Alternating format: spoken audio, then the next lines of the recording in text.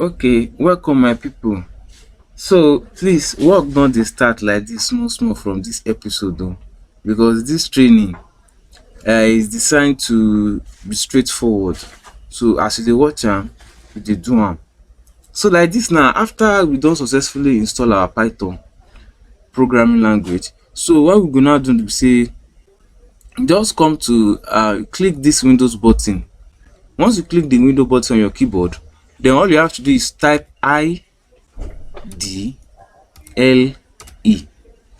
So the Python version wey you install, e go show here.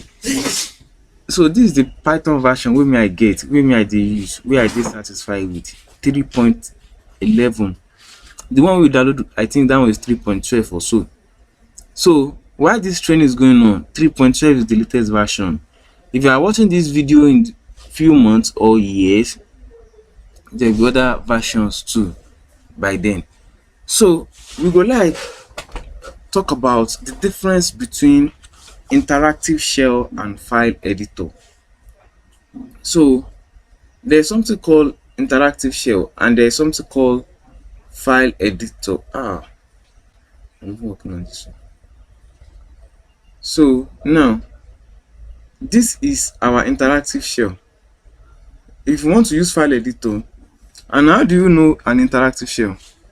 For interactive shell, you go see this file, edit, shell, debug, options, window, and help. You can click like this. This is your file editor. File, edit, format, run, options, window, and help. And the reason we say